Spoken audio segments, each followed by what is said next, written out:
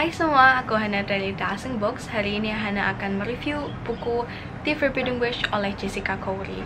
Nah, bedanya di review ini aku punya dua segmen. Yang pertama adalah spoiler free discussion, dimana aku akan ngomongin tentang apa yang aku suka, opiniku, dan apa yang aku nggak suka, tapi tanpa harus ngomongin secara detail apa yang ada di dalam buku ini. Sementara nanti waktu diskusi aku akan ngomongin secara detail. Aku pikir akan seru, soalnya buku ini udah diterbitin beberapa bulan yang lalu, jadi aku yakin ada beberapa orang yang sudah baca buku ini. Dan kalaupun kamu belum baca, nantinya kamu bisa baca dan nanti bisa ulang video ini dan ikut bagian diskusinya di belakang. Bagi kamu yang belum familiar, buku ini adalah reka ulang Aladdin dan Lampu Ajaib. Kalaupun kamu familiar sama film Disney Aladdin ataupun dengan dongengnya, aku yakin kamu tetap akan suka buku ini karena banyak banget hal di buku ini yang kamu nggak akan dapet dari manapun, karena buku ini adalah versinya Jessica Khoury. Dan menurut aku di tangannya Jessica Khoury cocok banget karena the feel of the book, terus atmosfer di buku ini, elemen-elemen di buku ini, termasuk sihirnya, itu ditulis dan dideskripsikan secara luar biasa. Walaupun awalnya aku agak susah untuk menyesuaikan diri dengan penulisannya dia, karena aku udah jarang banget baca buku fantasy yang diterjemahkan, dan justru waktu diterjemahkan ada kata-kata yang aku kurang familiar. Menurut aku unik banget di buku ini kita dapat perspektif jin di dalam botolnya daripada Aladdinnya, karena jin di dalam botolnya ini cewek gendernya dan dia punya nama, dia Zahra, dan kita bisa lihat inner konfliknya dia, jadi konflik pribadinya si jin ini, lalu kita bisa melihat dunianya jin, terus bedanya jin, terus stratanya jin. Aku nggak pernah baca yang kayak gitu, jadi menurut aku menarik untuk dibaca. Aku juga suka caranya Jessica masukin hal-hal kecil tentang budaya Syria kuno. Aku bisa merasakan atmosfernya Syria kuno. Elemen terbesar di buku ini menurut aku adalah penulisannya si Jessica. Dan di buku ini justru menarik karena di saat-saat pikiran orang tentang wanita tuh masih kuno, kita punya tokoh-tokoh cewek yang badass, yang keren, punya kemauan sendiri. Aku juga suka di dalam buku ini si Jin, Zara, punya motivasi tersendiri untuk tetap ngikutin Aladdin selain jadi babu supernaturalnya Aladdin. Wow, kata-kata yang menarik, Hana. Cuman bener kan, kita tahu kalau lampunya ini mengikat jin ke yang megang lampunya, dan yang punya lampunya ini bisa minta 3 permintaan dan akan dikabulkan. Menurut aku seru karena si Zara ini punya motivasi tersendiri dan dia harus melakukan satu misi rahasia supaya dia bisa mendapatkan kebebasannya. Sementara kita di buku ini bisa lihat dia pengen kebebasannya atau pengen sama Aladdin, dan kedekatan mereka pun menurut aku secara organik karena mereka nggak tiba-tiba langsung suka, malah mereka awalnya agak kurang percaya satu sama lain, dan aku suka itu. Tapi lama-lama di akhir, walaupun ini romansnya aku kurang suka, dan yang paling aku suka di buku ini adalah sihir-sihirnya malahan. Ya, makanya dari situ aku cuman kasih buku ini 3,5. Menurut aku setiap karakter yang ada di buku ini seru untuk diikuti ceritanya, tapi ada potensi besar yang nggak tercapai menurut aku.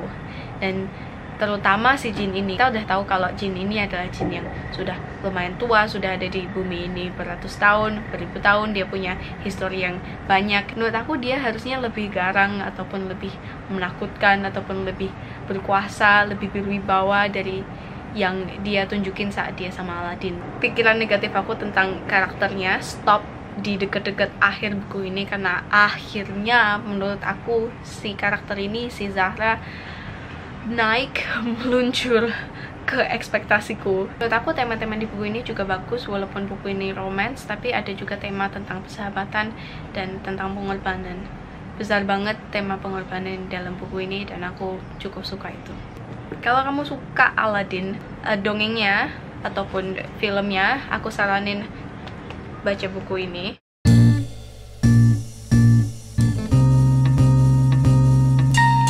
Aku mau mulai dengan ngomong kalau aku geli banget pertama ketemu Zahra, soalnya Zahra bilang gemetarlah makhluk fana waktu dia ketemu Aladdin. Aku ya oke. Wow, inilah tokoh utama yang aku akan ikuti ceritanya. Wow, dia ngomong bergetarlah makhluk fana. That's so weird, aneh banget dengernya. Cuman ya justru aku setelah baca itu jadi mikir unik juga ya. Aku akhirnya ngikutin satu tokoh yang bukan orang dan dia punya banyak experience dan dia bisa ngomong kayak gitu. Tapi waktu dia sama Aladdin, aku jadi mikir kalau hey, harusnya kamu lebih garang dari ini, harusnya kamu lebih berkuasa dari ini. Tapi kok kamu gampang kelepek-kelepek kalau sama Aladdin.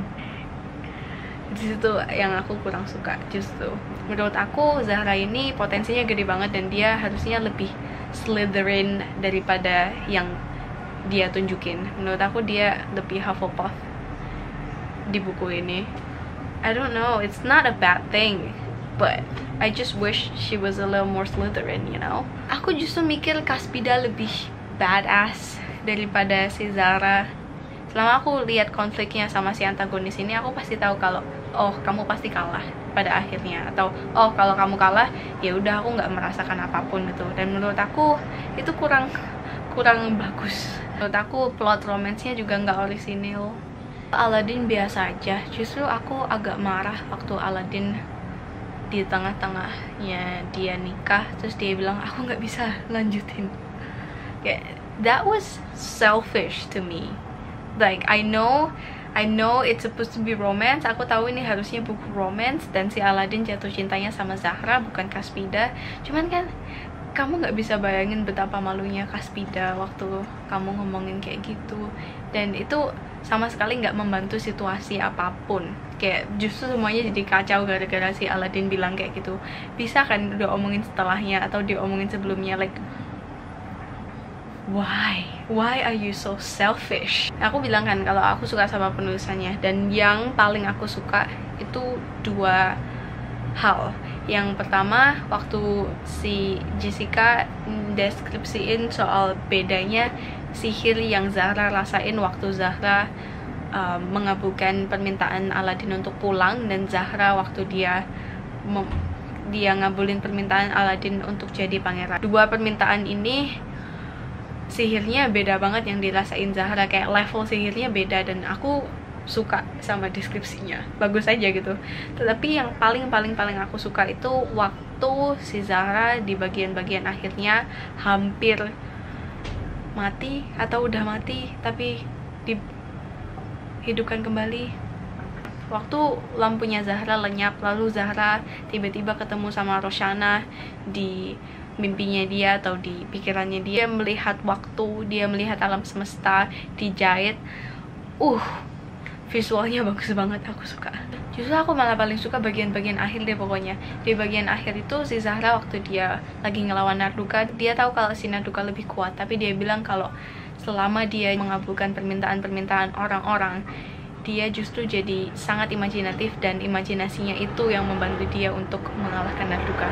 Like, oh ya, ngomong-ngomong lagi soal di bagian akhir, dan dia ketemu sama si Roshana di taman yang dia buat. Rasanya aku kayak ada flashback ke Harry Potter waktu dia ketemu sama Dumbledore di King's Cross Station terus semuanya putih. Aku juga suka betapa uniknya satu cerita di mana jin yang mengabulkan permintaan orang akhirnya mengabulkan permintaannya sendiri, tetapi permintaan sendirinya pun itu justru untuk menyelamatkan orang lain. Pantesan aja dia sangat selfless, karena dia awalnya adalah ratu yang memang mengorbankan diri untuk rakyatnya dia. Terima kasih udah nonton video aku. Kalau misalkan kamu setuju dengan apa yang aku omongin ataupun gak setuju, tulis di komen kenapa setuju, kenapa gak setuju, apa yang kamu suka, apa bagian yang kamu gak suka. I will see you in my next video. Bye!